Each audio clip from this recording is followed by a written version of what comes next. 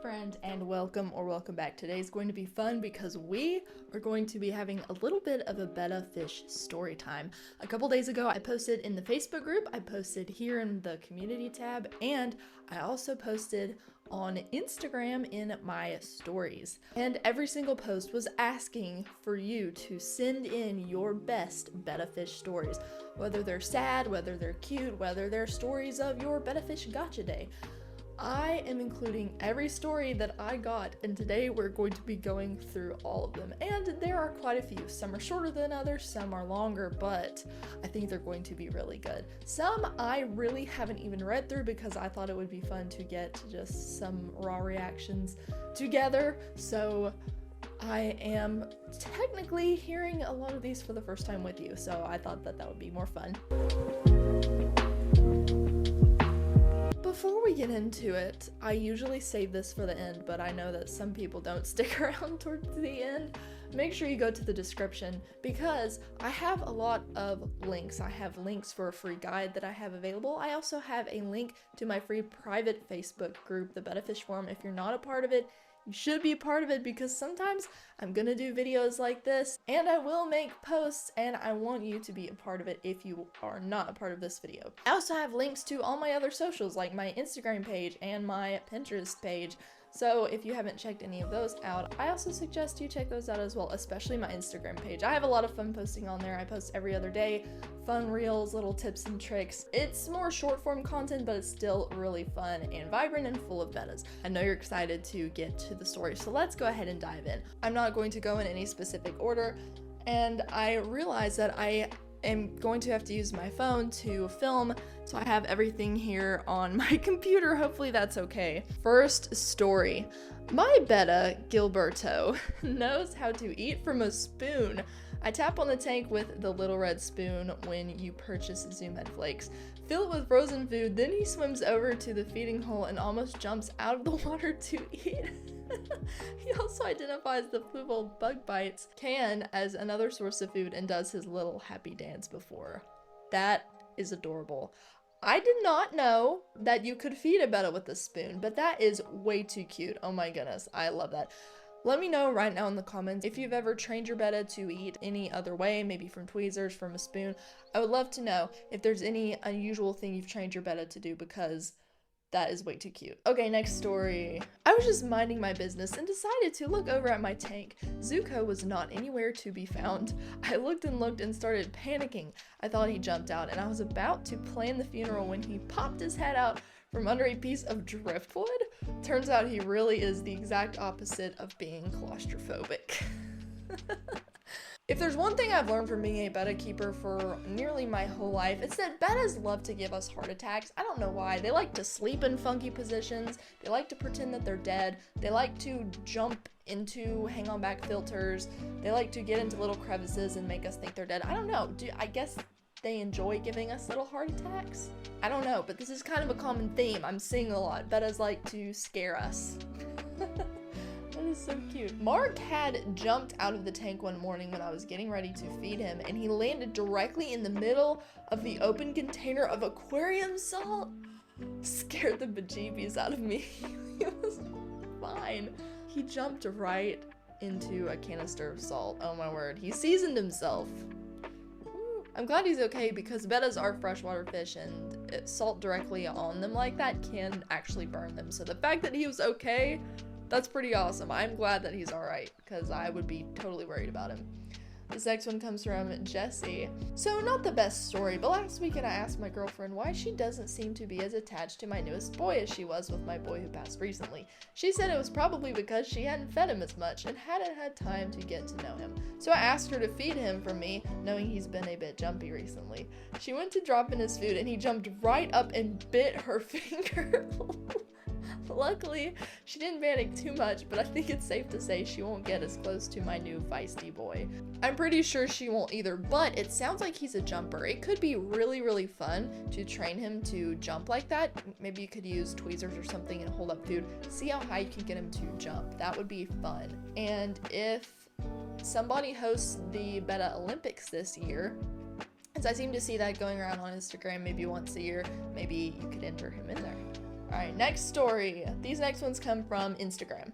Not funny, but showcasing the importance of a well-fitting lid for tanks with bettas. I had one jump out of his tank overnight, and he landed on an electrical socket where he was shocked and dried out into a mummy. I felt terrible when I found him. He jumped through a crack in the lid, only half an inch wide. Yes, okay, so this is a good example of why some people do need lids on their tanks.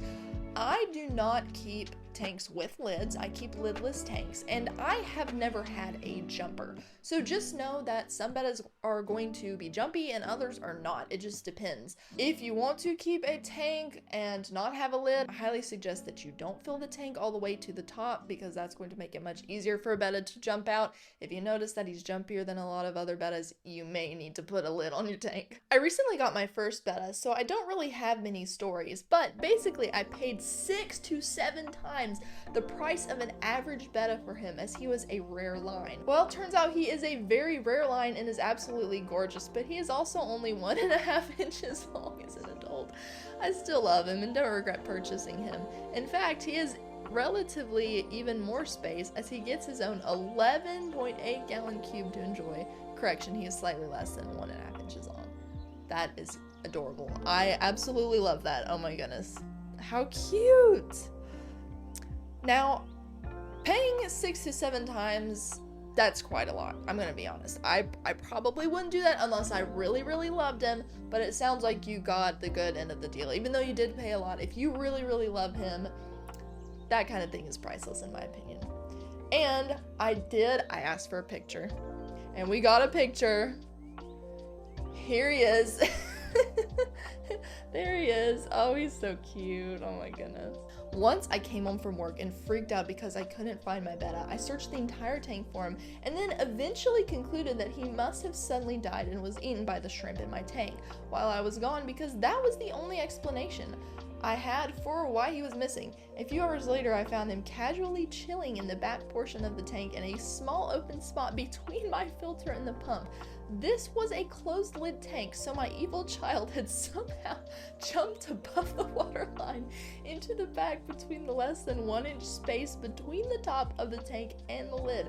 I also had to turn off my entire tank and remove the filter just so I had enough room to catch the unrepentant gremlin.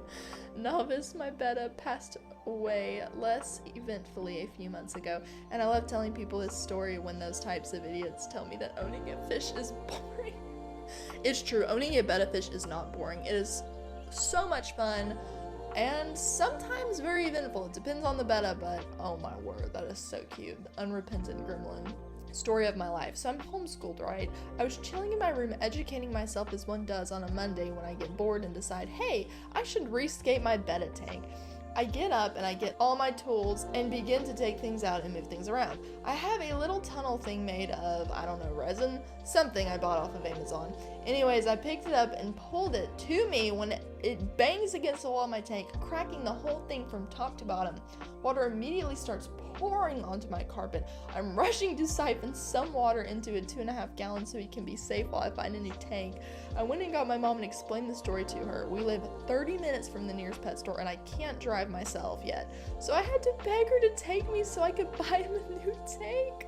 Poor guy went from a 10 gallon to a 2.5 gallon tank for a day. Story gets better. My nearest pet store, I think Petco, had no 10 gallons. Oh my word. My child now lives in a 5.5 gallon tank, which is acceptable, but I feel bad that he lost half of his space. He'll be alright, and I gave him lots of snacks to recover from his stressful day. And I even asked for pictures, and she sent pictures, so we're gonna roll those just for a second so you can see the tank. Oh my word. Oh, it was so cracked. It's wild to me though that a little resin log did that. That's kind of crazy, but I guess if you hit it just right, it can crack. That's crazy, but he is so cute. Look at him. Oh my goodness, he's adorable. I used to breed bettas with my ex-girlfriend, but after we broke up, I had to sell my favorite betta male. I was heartbroken, but then after a few weeks, I went to a friend's house, and it turned out he bought him because he knew it was my favorite. And now I can see him anytime I want. Oh my word. And we have a picture. That is probably one of the most precious Betta stories I have ever heard. Look at his little face. How could you get rid of that little face? Oh my goodness. But that is a true friend right there. That's all I'm saying. That is a true friend. Not really sure what I was thinking, but there was a slug in my isopod setup, and I thought, well, the assassin snails in my tank will definitely eat them. But the second I dropped it in my fish's tank, Qwerty sucked it up and ate it like a noodle. I was so shocked I had to Google it to see if anyone else's Betta had done so, and so far no one's posted about it on Reddit. It's been about 3 weeks since this happened, and he looks and is doing fine, so I guess it's okay. And we got a video too. We got a video of it. Here's the video of Qwerty with the slug. So yeah, Bettas will eat pretty much anything. Snails, slugs, they love them. And since it's been 3 weeks, he's totally fine. I would not worry about it. If it's been 3 weeks, that's very well digested and has probably been pooped out by now, so I think you'll be okay. I think he'll be okay. That is so funny, because that's just so like a Betta. I mean, I always think to myself that they're just so much like dogs. I mean, really, when you think about it, they're smart, they recognize their owner, they're very food driven, and whenever they see you, they get so excited and they're swimming back and forth. Bettas just remind me so much of dogs, oh my word. We have one more story, and this one is the longest story I received, so buckle up because I think this one's going to be good. My story is a gotcha day for Bo. I had pretty much wanted a Betta and had a feeling it would be that day. We did an hour drive on Black Friday and I stopped at Petco first. Nothing. A lot of pathetic looking fish and wasn't making me feel great. So we went a few seconds down the road to PetSmart. I checked the display case and I loved the fish, but of course I hadn't seen any other ones. So I went back to the wall and picked up another pretty female. I'm pretty good with these gut decisions, but I almost never get a fish on my first shopping trip. It took 10 trips to find my last one. Okay. Quick side note though, several Bettas ago, when I was getting back into Betta keeping after a couple years break, I was 15. We probably took about 3 trips or so to different stores before I found my Betta, Kyler. I loved him so much. He was just precious, and when I got him was when I really started digging into more natural tanks, and I learned a lot just keeping him. But yeah, it took several trips to find him. There were other really good looking Bettas, and I had some really good options. I seem to recall one, mustard gas Betta, really pretty, but none of them just fit, you know, when you see that Betta and you just kind of connect and that's the one. I didn't feel that, and then I found Kyler. He was so cute, oh my goodness. And he ended up changing completely. He looked like a completely different fish, so yeah, I know what it's like. If you have made a trip, several trips on the same day before you found your Betta, tell me in the comments right now. I want to know, is that just kind of a universal thing? It looks like it's already happened to a couple of us, so I would love to know if it's happened to you as well. Alright, let's resume the story. So, I compare fish while my shopping buddy, also fish obsessed, was looking at the other fish. So I went back to this display case and started playing with the fish, and I was ignoring the little female I found. She was not the right one. I began to question if this was the right decision, if I was locked in, and then I decided to find someone to ask if the fish was even for sale. My shopping buddy was busy trying to get a 5th fish and hadn't come up for a while. So I made the decision to seek out an employee. Mind you, he was setting up a shelf, and I probably should have asked someone else. I'll get to that part. He said, "Give me a minute," and as I played with this fish, a child was approaching me looking at a fish. I could tell this kid thought it was so fun that this fish was following my fingers, so of course the kid was curious. "Is that your fish?" the kid asked. Now this is my moment to make a real decision, and of course I tell this kid, yes, this is my fish, I'm gonna buy him. But I slightly panicked when I thought someone was going to buy this fish. My shopping buddy walked over at that moment and was a little shocked. I was like, whoops. There is just me telling this kid, "Not your fish, scurry along."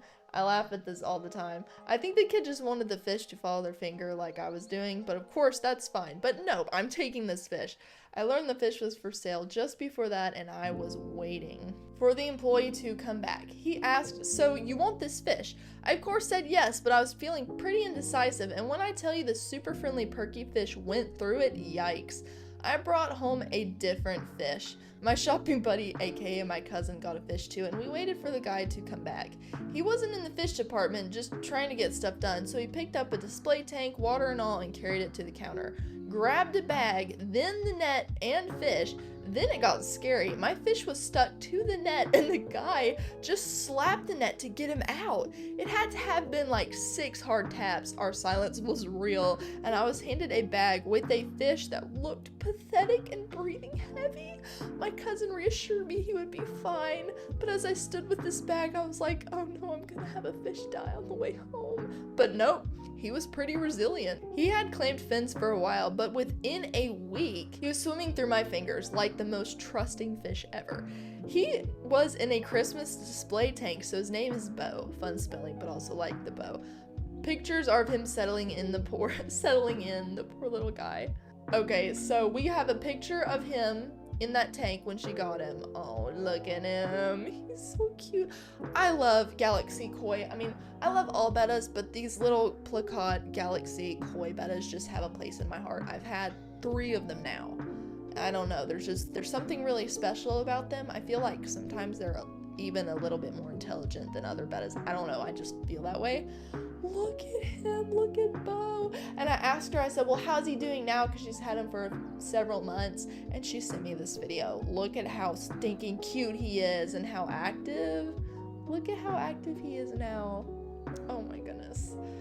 And despite 6 slaps and getting him just absolutely jerked out of that water, he survived. Bettas are resilient. They continue to amaze and surprise me. I love them so much. If you enjoyed this video and you would love to hear more betta fish stories, let me know in the comments because I would love to make another one and hear even more stories. I would love to hear your thoughts if you connected with any of the points in these stories. And as always, if you are new to the channel, make sure that you check out my other videos. I have so many other videos, lots of free content to offer. And if you like what you see, hit subscribe and stick around. With that said, friend, I hope you have a wonderful, wonderful rest of your weekend. God bless, and I will see you soon.